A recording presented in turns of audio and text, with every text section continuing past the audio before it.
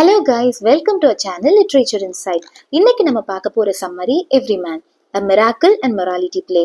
இது late 15th செஞ்சுரியை சார்ந்த ஒரு மொராலிட்டி பிளே. ரைட்டர் அனானிமஸ், அதாவது ரைட்டர் யாருன்னு தெரியல. ஸோ ரைட்டர் அன்னோன் தான். மொராலிட்டி பிளேல இந்த எவ்ரி மேன் ரொம்பவே இம்பார்ட்டண்ட்டான பிளேன்னு சொல்றாங்க. கிறிஸ்டியன் மாரல்ஸ் அண்ட் டீச்சிங்ஸை பேஸ் பண்ணி இருக்கும். இதுல அலிகரிக்கல் கேரக்டர்ஸ் யூஸ் பண்ணியிருக்காங்க. அதாவது உயிரில்லாத abstract qualities like knowledge, strength, beauty, இந்த மாதிரியான குவாலிட்டிஸை கேரக்டர்ஸாக கொண்டு வந்திருக்காங்க. இந்த பிளே ஒரு ப்ரொலாகோட ஸ்டார்ட் ஆகுது. ஒரு மெசஞ்சர் வந்து ஆடியன்ஸ் கிட்ட உங்க அட்டென்ஷனை எனக்கு கொடுங்க, நான் சொல்றது கொஞ்சம் கவனிங்கன்னு சொல்லிட்டு இந்த பிளேயோட பர்பஸ் சொல்றாரு. லைஃப் வெர்சஸ் டெத், வாழ்வுக்கும் சாவுக்கும் இடையில மனித வாழ்க்கை எப்படி இருக்கு, மனுஷனோட மைண்ட் செட் மாறிட்டே இருக்கு, இதுக்கு முடிவு என்ன அப்படின்னு ஒரு இன்ட்ரோவை கொடுத்துட்டு போயிடுறாரு. நெக்ஸ்ட் ஸ்டேஜ்ல காட் அப்பியர் ஆகி பேச ஆரம்பிக்கிறாங்க. நான் கிரியேட் பண்ண கிரியேச்சர்ஸ் யாருமே எனக்கு இம்பார்ட்டன்ஸ் கொடுக்க மாட்டேங்கிறாங்க, தேங்க் பண்ண மாட்டேங்கிறாங்க, படைச்ச என்ன மறந்துட்டு வேர்ல்ட்லி பிளஷர்ஸ்க்கு இம்பார்ட்டன்ஸ் கொடுக்குறாங்க, அதாவது பொன் பொருள் இந்த மாதிரியான விஷயத்துக்கு பின்னாடி ஓடிட்டு இருக்காங்க அப்படின்னு ரொம்பவே வருத்தப்படுறாரு. ஹெவன் அண்ட் ஹெல் அப்படின்னு ஒரு விஷயம் இருக்குங்கிறதையே மறந்துட்டு ஒரு பயமே இல்லாம வாழ்ந்துட்டு இருக்காங்க. இயர் பை இயர் அவங்க என்னை விட்டு விலகி போயிட்டே இருக்காங்க அப்படின்னு வருத்தப்பட்டு ஒரு முடிவெடுக்கிறாங்க. புக் ஆஃப் ரெக்கனிங், அதாவது மனுஷங்க செய்யற நல்லது கெட்டது எல்லாத்தையும் ஒரு புக்ல நோட் பண்ணி வச்சுட்டு அதற்கேற்ற மாதிரி அவங்களுக்கு ஜட்ஜ்மெண்ட் கொடுக்கணுங்கிறது தான் அந்த முடிவு.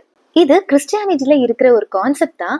ஒரு மனுஷனோட பிறப்புல இருந்து இறப்பு வரையும் அவன் செய்யற எல்லா குட்னஸ் அண்ட் சின் எல்லாத்தையும் நோட் பண்ணி வச்சு லாஸ்ட் ஜட்ஜ்மெண்ட் டே அப்போ அவனுக்கு ஹெல் ஆர் ஹெவன் அப்படிங்கிறத முடிவு பண்ணுவாங்க.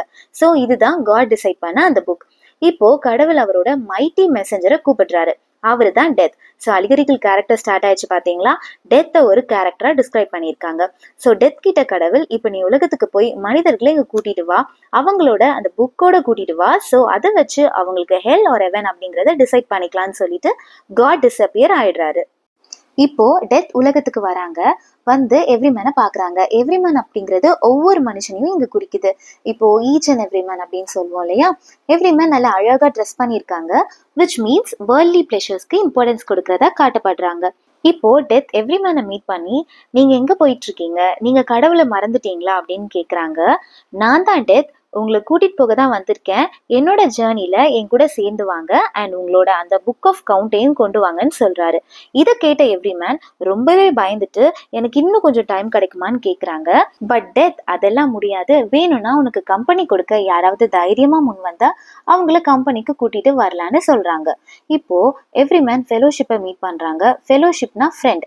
எவ்ரி மேன் ரொம்ப சேடா இருக்கிறத பார்த்த ஃபெலோஷிப், உனக்கு என்ன பிரச்சனை சொல்லு, எதுவா இருந்தாலும் பார்த்துக்கலாம், நான் உன் கூட இருப்பேன்னு ப்ராமிஸ் பண்ணுது. ஸோ எவ்ரி மேன், நான் இன்னும் கொஞ்ச நாள்ல சாக போறேன், இந்த ஜேர்னில என் கூட வரியான்னு கேட்குறாங்க.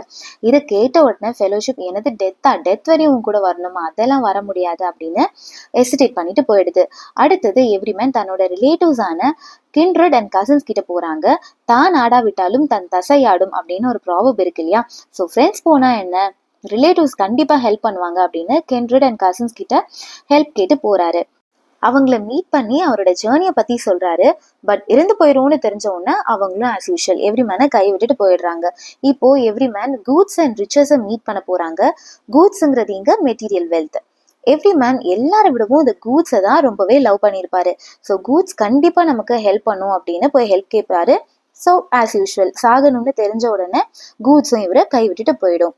போறதுக்கு முன்னாடி, நீ காடை விட எங்களை தான் ரொம்ப லவ் பண்ண, அதனாலதான் காடை விட்டுட்டு தூரமா போயிட்ட, ஸோ நாங்களும் கடவுளுக்கு தூரமானவங்க தான், இதனால எங்களால உனக்கு ஹெல்ப் பண்ண முடியாதுன்னு சொல்லிட்டு போயிடுறாங்க. இப்போ இவர் ஹெல்ப்லெஸ்ஸா இருக்கும்போது தான் குட் டீட்ஸோட ஞாபகம் வருது. குட் டீட்ஸ்னா நம்ம பண்ண நல்ல காரியங்கள். இப்போ குட் டீட்ஸ் கிட்ட ஹெல்ப் கேட்கும் போது ஓகே நான் வரேன்னு சொல்லும். பட் குட் டீட்ஸ் ரொம்ப வீக்கா இருக்கும். ஏன்னா இவர் ரொம்ப கம்மியா தானே நல்ல காரியங்கள் பண்ணியிருப்பாரு. நிறைய நல்ல காரியங்கள் பண்ணியிருந்தா ஸ்ட்ராங்கா இருந்திருக்கும். அதான் இவர் பண்ணல இல்லையா. இந்த குட் டீட்ஸை ஒரு கேர்ளா தான் போர்ட்ரே பண்ணியிருப்பாங்க.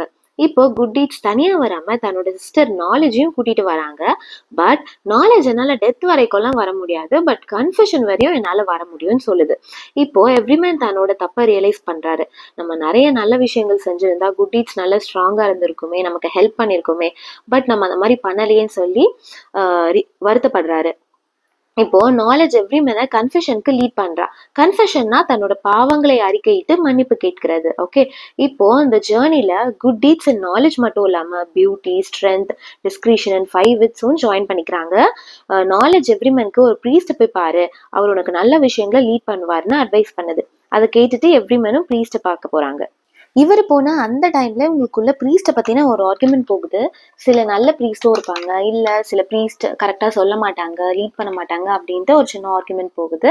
எவ்ரிமேன் தன்னோட மரணத்தை நெருங்கி வர வர தான் கூட இருந்த எல்லாரும் விட்டுட்டு போயிடுறாங்க, குட் டீட்ஸை தவிர.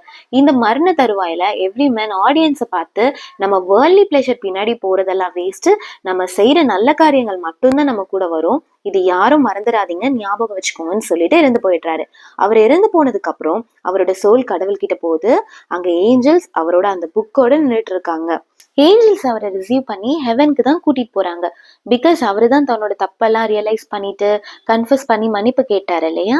ஸோ இதோட இந்த பிளே முடியுது. முடியும் போது ஒரு எபிலாகோட முடிச்சிருப்பாங்க. எபிலாக ப்ரெசென்ட் பண்ண ஒரு டாக்டர் வராங்க. இந்த உலகத்துல நம்ம தேடி போற எந்த வேர்ல்ட்லி பிளஷரும் நம்ம கூட வராது. நம்ம நிறைய நல்ல காரியங்கள் பண்ணணும் அண்ட் கடவுளை தேடணும், அது மட்டும்தான் நம்ம ஹெவனுக்கு போறதுக்கான வழின்னு சொல்லி முடிக்கிறாங்க. தீம்ஸ் என்னெல்லாம் பார்த்தீங்கன்னா personification, life and death, morality, sin, human nature, இதெல்லாம் தான் தீம்ஸ். ஸோ புரிஞ்சிருக்கும்னு நினைக்கிறேன். தேங்க்யூ ஃபார் வாட்சிங்.